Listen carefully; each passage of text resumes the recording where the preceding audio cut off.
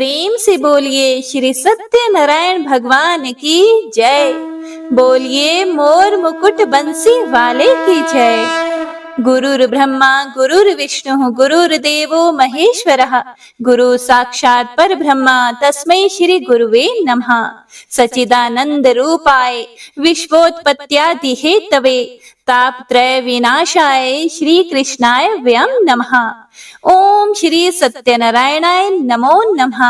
श्री सत्यनारायण भगवान की कथा का प्रथम अध्याय प्रारंभ।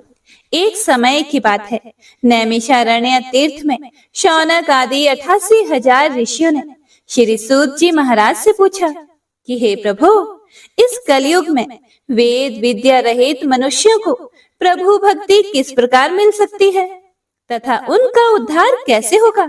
हे मुनि श्रेष्ठ, कोई ऐसा तप बताइए जिससे थोड़े समय में ही पुण्य मिले और मन वांछित फल भी मिल जाए। इस प्रकार की कथा सुनने की हम लोगों की बड़ी इच्छा है। सभी शास्त्रों के ज्ञाता श्री सूत जी महाराज बोले, हे वैष्णवों में पूज्य, आप सभी ने प्राणियों के हित की बात पूछी है, इसीलिए मैं एक ऐसे श्रेष्ठ और व्रत के बारे में आप लोगों को जरूर बताऊंगा जिसके बारे में नारद जी ने लक्ष्मी नारायण जी से पूछा था और लक्ष्मीपति श्री हरि ने नारद जी से कहा था। अब आप भी इसे ध्यान पूर्वक सुनिए। एक समय की बात है, नारद जी दूसरों के हित की इच्छा के लिए अनेकों लोकों में घूमते हुए मृत्यु लोक में जा पहुंचे। यहाँ उन्होंने अनेक योनियों में जन्मे सभी मनुष्यों को अपने कर्मों के अनुसार पीड़ा झेलते हुए देखा। उनका दुख देखकर नारद जी सोचने लगे कि ऐसा क्या किया जाए जिससे निश्चित रूप से मानव के दुखों का अंत हो जाए। इसी विचार पर मनन करते हुए वह विष्णु लोक में गए और वहां पर नारायण जी की स्तुति करने लगे और बोले, हे भगवान, आप अत्यंत शक्ति से संपन्न हैं, निर्गुण स्वरूप, सृष्टि के कारण भक्तों के दुख को दूर करने वाले हैं। आपको मेरा प्रणाम है। नारद जी की स्तुति सुनकर विष्णु भगवान बोले, हे मुनि श्रेष्ठ, आपके मन में क्या बात है, उसे आप निसंकोच कहें। इस पर नारद मुनि बोले कि मृत्यु लोक में अनेक योनियों में जन्मे मनुष्य अपने कर्मों के द्वारा अनेकों दुख से दुखी हो रहे हैं। हे मेरे प्रभु, आप तो यह बताइए कि वह मनुष्य थोड़े समय में ही, थोड़े प्रयास करके ही अपने दुखों से कैसे छुटकारा पा सकते हैं। तब भगवान श्री हरि विष्णु बोले, हे देवऋषि नारद, मनुष्यों की भलाई के लिए आपने बहुत ही उत्तम प्रश्न पूछा है। स्वर्ग लोक और मृत्यु लोक दोनों में ही एक दुर्लभ उत्तम व्रत है जो पुण्य देने वाला है। आज मैं प्रेम वश होकर तुमसे कहता हूँ, श्री सत्यनारायण भगवान का व्रत अच्छी तरह विधान पूर्वक करके मनुष्य तुरंत ही यहाँ सुख भोग कर मरने पर मोक्ष पाता है। हे प्रिय भक्तों, श्री सूत जी बोले कि हे ऋषियों, श्री हरि के वचन सुनकर नारद जी बोले कि उस व्रत का फल क्या है प्रभु, और उसका विधान क्या है। यह व्रत किसने किया था और इस व्रत को किस दिन करना चाहिए, आप सब कुछ हमें विस्तार पूर्वक बताएं। हे प्रिय भक्तों, नारद जी की बात सुनकर फिर श्री हरि विष्णु बोले कि हे नारद, दुख व शोक को दूर करने वाला यह सभी स्थानों पर विजय दिलाने वाला है। मानव को भक्ति व श्रद्धा के साथ शाम को श्री सत्यनारायण भगवान की पूजा धर्म परायण होकर ब्राह्मणों व बंधुओं के साथ करने के साथ ही यथाशक्ति अनुसार भक्ति भाव से भगवान का भोग लगाना चाहिए, आरती करनी है और ब्राह्मणों सहित बंधु बांधवों को भी भोजन कराना है। उसके बाद स्वयं भोजन करना है, कीर्तन करना है और भजन के साथ भगवान की भक्ति में लीन हो जाना है। इस तरह से सत्यनारायण भगवान का यह व्रत करने पर मनुष्य की सारी इच्छाएं निश्चित रूप से ही पूरी होती हैं। इस कली काल अर्थात कि कलयुग में मृत्यु लोक में मोक्ष का यही एक सरल उपाय बताया गया है। हे प्रिय भक्तों, सत्यनारायण व्रत कथा का प्रथम अध्याय संपूर्ण। तो प्रेम से बोलिए श्री सत्यनारायण भगवान की जय। हे प्रिय भक्तों, तो आइए अब सुनते हैं श्री सत्यनारायण भगवान की व्रत कथा का दूसरा अध्याय। श्री सूत जी महाराज बोले, हे ऋषियों, जिसने पहले समय में इस व्रत को किया था उसका इतिहास कहता हूँ, ध्यान से सुनो। सुंदर काशीपुरी नगरी में एक अत्यंत निर्धन ब्राह्मण रहता था। भूख प्यास से परेशान वह धरती पर घूमता रहता था। ब्राह्मणों से प्रेम करने वाले भगवान श्री हरि विष्णु ने एक दिन ब्राह्मण का वेश धारण करके उसके पास जाकर पूछा कि हे विप्र, नित्य दुखी होकर तुम धरती पर क्यों घूमते हो? फिर दीन ब्राह्मण बोला, मैं निर्धन ब्राह्मण हूँ, भिक्षा के लिए धरती पर घूमता हूँ। यदि आप इसका कोई उपाय जानते हो तो बताइए। वृद्ध ब्राह्मण रूपी भगवान ने कहा कि सत्यनारायण भगवान मनोवांछित फल देने वाले हैं। इसे करने से मनुष्य सभी दुखों से मुक्त हो जाता है। वृद्ध ब्राह्मण बनकर आए हुए सत्यनारायण भगवान उस निर्धन ब्राह्मण को व्रत का सारा विधान बताकर अंतर ध्यान हो गए। अगले दिन सुबह उठने के साथ ही उस बूढ़े ब्राह्मण ने मन ही मन में संकल्प लिया कि सत्यनारायण का व्रत करूंगा, और फिर अपने नित्य कर्मों से फ्री होकर वह भिक्षा के लिए चल पड़ा। उस दिन उसे भिक्षा में बहुत सा धन प्राप्त हुआ। उसी धन से उसने परिवार के साथ मिलकर भगवान श्री सत्यनारायण की पूजा की और व्रत रखा। इस व्रत के करने से कुछ दिन बाद उसके सभी दुखों और कष्टों का निवारण हो गया और देखते ही देखते वह एक संपन्न और अनेकों संपत्तियों का मालिक बन गया। हे प्रिय भक्तों, अब हर महीने की पूर्णिमा के दिन वे ब्राह्मण श्री सत्यनारायण भगवान की पूजा और व्रत करने लगा। इस प्रकार सत्यनारायण भगवान के इस व्रत को करके वह श्रेष्ठ ब्राह्मण सभी पापों और गरीबी से मुक्त हो गया और उसने एक दुर्लभ मोक्ष पद को प्राप्त किया। इस तरह से सत्यनारायण भगवान के व्रत को जो भी मनुष्य करेगा वह सभी प्रकार के पापों से छूटकर मोक्ष को प्राप्त होगा, और जो मनुष्य इस व्रत को करेगा वह भी सभी दुखों से मुक्त हो जाएगा। श्री सूत जी महाराज ऋषियों से बोले कि हे मुनियों, इस तरह से देव ऋषि नारद जी से नारायण जी का कहा हुआ श्री सत्यनारायण व्रत को मैंने तुमसे कहा। हे मुनियों, मैं अब और क्या कहूँ? इतनी कथा सुनने के बाद 88,000 ऋषि मुनि श्री सूत जी महाराज से बोले, हे मुनिवर, संसार में उस विप्र से सुनकर और किस किस ने इस व्रत को किया, हम सब इस बात को भी सुनना चाहते हैं।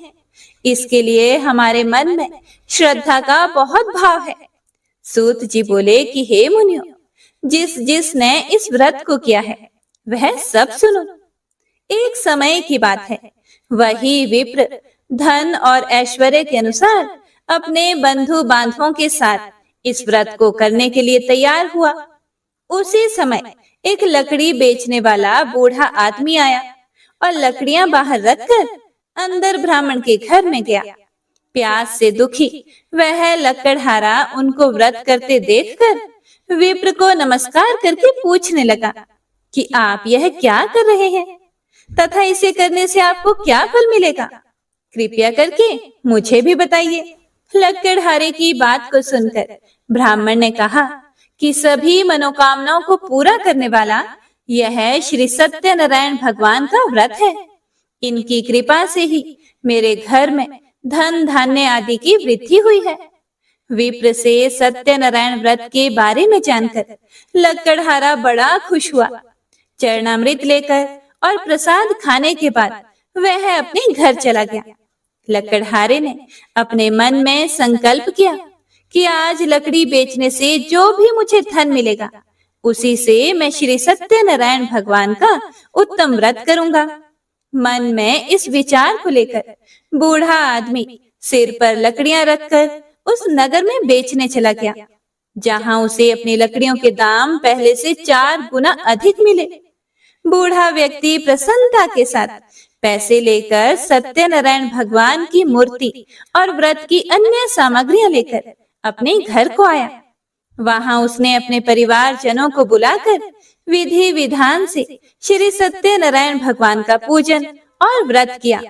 इस व्रत के प्रभाव से वह बूढ़ा लकड़हारा धन पुत्र आदि से युक्त होकर संसार के समस्त सुख भोग कर अंत में वैकुंठ धाम चला गया। हे प्रिय भक्तों, श्री सत्यनारायण व्रत कथा का दूसरा अध्याय संपूर्ण। तो सभी प्रेम से बोलिए श्री सत्यनारायण भगवान की जय। तो आइए अब सुनते हैं श्री सत्यनारायण भगवान की व्रत कथा का तीसरा अध्याय। श्री सूत जी महाराज बोले, हे श्रेष्ठ मुनियों, अब आगे की कथा कहता हूँ, ध्यान से सुनो। पहले समय में उल्का मुख नाम का एक बुद्धिमान राजा था। वह सत्यवक्ता और जितेंद्रिय था। प्रतिदिन वह देव स्थानों पर जाता था और निर्धन व्यक्तियों को धन देकर उनके कष्ट दूर करता था। उसकी पत्नी कमल के समान मुख वाली तथा सती साध्वी थी। भद्रशिला नदी के तट पर उन दोनों ने श्री सत्यनारायण भगवान का व्रत किया। उसी समय साधु नाम का एक वैश्य आया। उसके पास व्यापार करने के लिए बहुत सा धन भी था। राजा को व्रत करते देखकर वह विनय के साथ पूछने लगा कि हे राजन, भक्ति भाव से पूर्ण होकर आप यह क्या कर रहे हैं? मैं सुनने की इच्छा रखता हूँ, कृपा करके मुझे भी बताइए। राजा बोला, मैं अपने बंधु बांधवों के साथ पुत्र आदि की प्राप्ति के लिए श्री सत्यनारायण भगवान का व्रत और पूजन कर रहा हूँ। राजा के वचन सुनकर साधु आदर से बोला, हे राजन, मुझे इस व्रत का सारा विधान कहिए। मैं भी इस व्रत को करूंगा। मेरी भी संतान नहीं है और इस व्रत को करने से निश्चित रूप से मुझे संतान की प्राप्ति होगी। राजा से व्रत का सारा विधान सुनकर व्यापार से निवृत्त होकर वह अपने घर को गया और घर पहुंचकर साधु ने वह सारी बात अपनी पत्नी को बता दी। पत्नी को संतान देने वाले इस व्रत का वर्णन कह सुनाया और कहा कि जब मेरी संतान होगी तब मैं भी इस व्रत को करूंगा। साधु ने इस तरह के वचन अपनी पत्नी लीलावती से कहे। एक दिन लीलावती पति के साथ आनंदित होकर सांसारिक धर्म में प्रवृत्त होकर सत्यनारायण भगवान की कृपा से गर्भवती हो गई। 10वें महीने उसके गर्भ से एक सुंदर कन्या ने जन्म लिया। माता पिता ने अपनी कन्या का नाम कलावती रखा। एक दिन कलावती की माँ लीलावती ने अपने पति को याद दिलाया कि आपने श्री सत्यनारायण भगवान के जिस व्रत को करने का संकल्प किया था उसे करने का समय आ गया है। अब इस व्रत को कीजिए। फिर साधु बोला कि हे प्रिय, इस व्रत को मैं उसके विवाह पर करूंगा। इस प्रकार अपनी पत्नी को आश्वासन देकर वह नगर को चला गया। इधर कन्या कलावती पिता के घर में जल्दी जल्दी बढ़ने लगी। उसके बाद धर्मज्ञ साधु ने नगर में सखियों के साथ क्रीड़ा करती हुई अपनी कन्या को विवाह योग्य देखकर आपस में मंत्रणा करके अपने दूत से बोले, कन्या विवाह के लिए श्रेष्ठ वर की खोज करो। दूत से ऐसा कहकर शीघ्र ही उसे भेज दिया। उसकी आज्ञा पाकर वह दूत कांचन नामक नगर में गया। वहां से एक वणिक का पुत्र लेकर आया। उस साधु ने उस वणिक के पुत्र को सुंदर और गुणों से संपन्न देखकर अपनी जाति के लोगों तथा बंधु बांधवों के साथ संतुष्ट चित होकर विधि विधान से वणिक पुत्र के हाथ में कन्या का दान कर दिया। लेकिन हे प्रिय भक्तों, दुर्भाग्य की बात यह है कि साधु ने अभी भी श्री सत्यनारायण भगवान का व्रत नहीं किया। इस पर तो श्री भगवान क्रोधित हो गए और श्राप दे दिया। अपने कार्य में कुशल साधु बनिया अपने दामाद को लेकर समुद्र के पास स्थित होकर रतनसारपुर नामक नगर में गया। वहां जाकर दामाद और ससुर दोनों मिलकर चंद्रकेतु राजा के नगर में व्यापार करने लगे। एक दिन भगवान सत्यनारायण की माया से एक चोर राजा का धन चुराकर भाग रहा था। उसने राजा के सिपाहियों को अपना पीछा करते हुए देख लिया। और यह देखकर चोर ने चुराया हुआ धन वहां रख दिया जहां पर साधु अपने दामाद के साथ ठहरा हुआ था।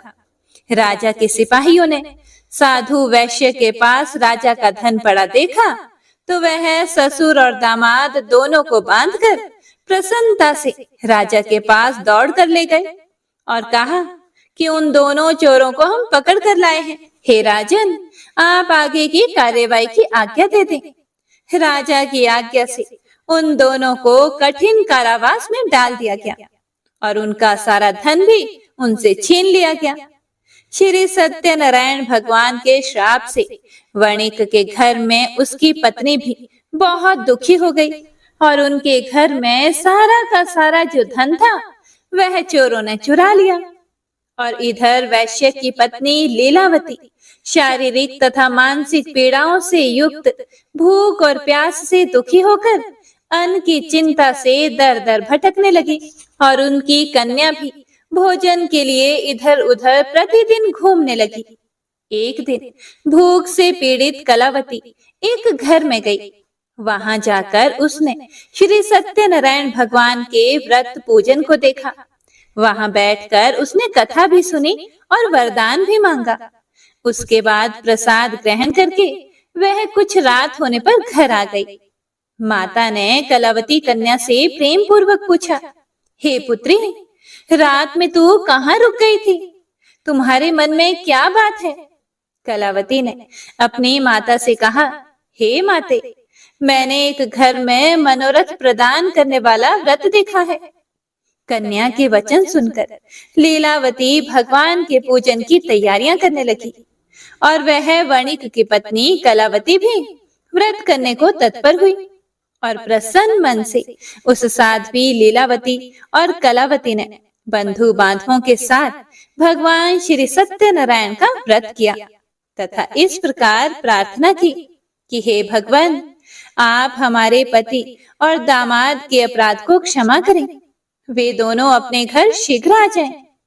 इस व्रत से श्री सत्यनारायण भगवान संतुष्ट हो गए और राजा चंद्रकेतु को सपने में दर्शन देकर कहा कि हे राजन, तुम उन दोनों वैश्यों को छोड़ दो और तुमने उनका जो धन लिया है उसे भी वापस कर दो। अगर तुमने ऐसा नहीं किया तो मैं तुम्हारा धन, राज्य व संतान सभी को नष्ट कर दूंगा। राजा को यह कहकर वह अंतर्ध्यान हो गए। सुबह राजा ने सभा में अपना सारा सपना सुनाया और फिर बोले कि उन दोनों को कैद से मुक्त करके सभा में लेकर आओ। दोनों ने आते ही राजा को प्रणाम किया। राजा बोला, हे महानुभावों, प्रारब्ध वर्ष ऐसा कठिन दुख तुम्हें प्राप्त हुआ है, लेकिन अब तुम्हें कोई भी भय करने की जरूरत नहीं है। ऐसा कहकर राजा ने उन दोनों को नए वस्त्र आभूषण भी पहनाए और जितना धन उनका लिया था उससे दुगुना धन वापस कर दिया। दोनों वैश्य अपने घर को चल दिए। हे प्रिय भक्तों, श्री सत्यनारायण व्रत कथा का तीसरा अध्याय संपूर्ण। तो प्रेम से बोलिए श्री सत्यनारायण भगवान की जय। हे प्रिय भक्तों, श्री सत्यनारायण भगवान व्रत कथा का चौथा अध्याय शुरू होता है।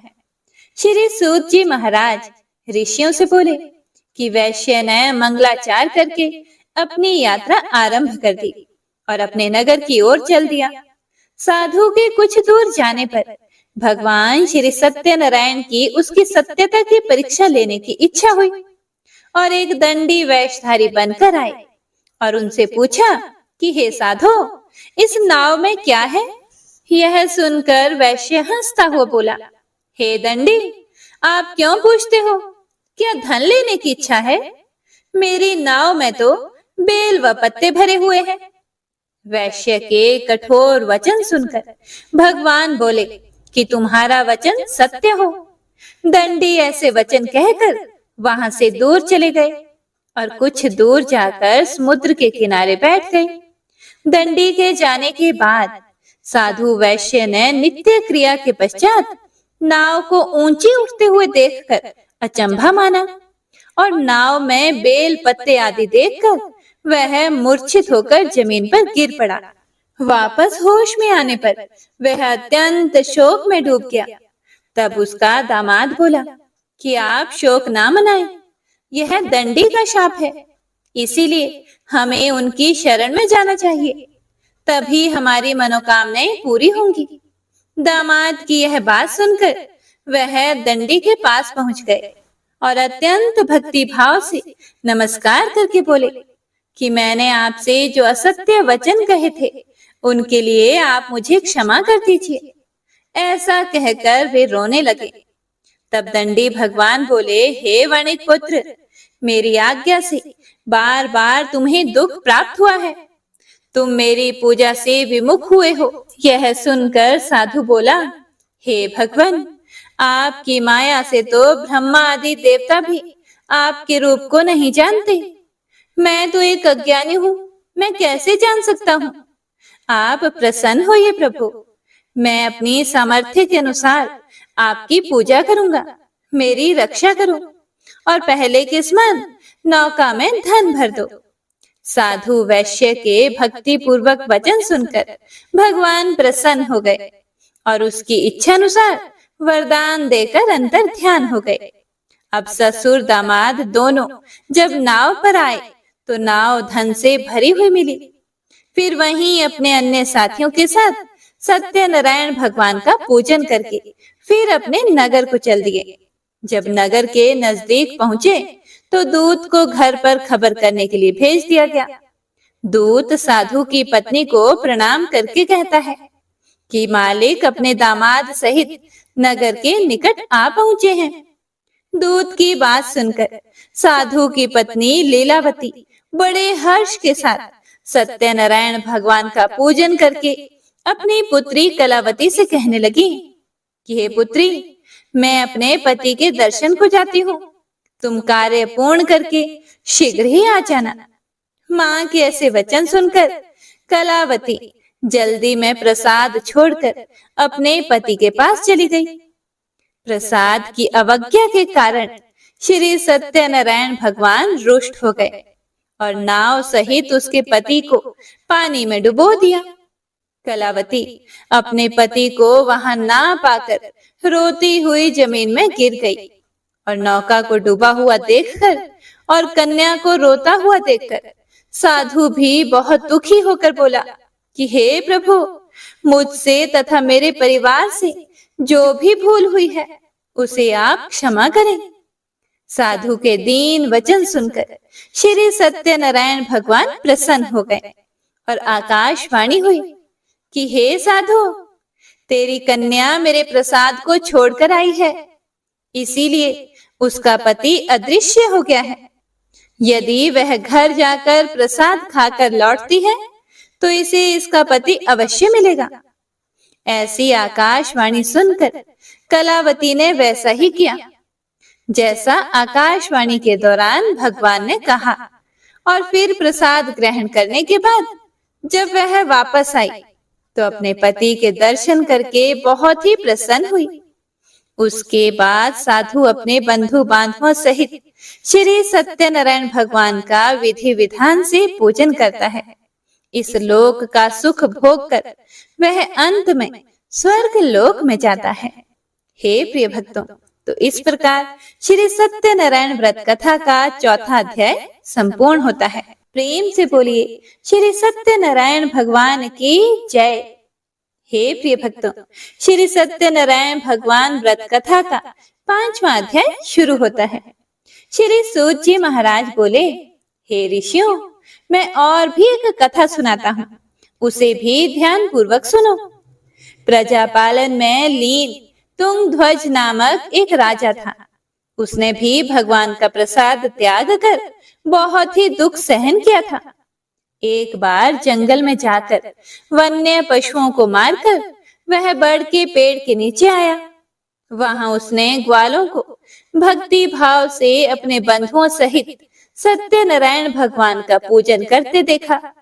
अभिमानवश राजा उन्हें देखकर भी पूजा स्थान में नहीं गया और ना ही उसने भगवान को प्रणाम किया। ग्वालों ने राजा को प्रसाद दिया, लेकिन उसने ये प्रसाद भी नहीं खाया और प्रसाद को वहीं छोड़कर वह अपने नगर को चला गया। हे प्रिय भक्तों, जब वह नगर में पहुंचा तो वहां सब कुछ तहस नहस हुआ पड़ा था। तो वह शीघ्र ही समझ गया कि यह सब भगवान के अनादर का ही परिणाम है। वह दोबारा ग्वालों के पास पहुंचा और विधि पूर्वक पूजा करके प्रसाद खाया। तो श्री सत्यनारायण भगवान की कृपा से सब कुछ पहले जैसा हो गया। दीर्घ काल तक सुख भोगने के बाद मरने के बाद उसे स्वर्ग लोक की प्राप्ति हुई।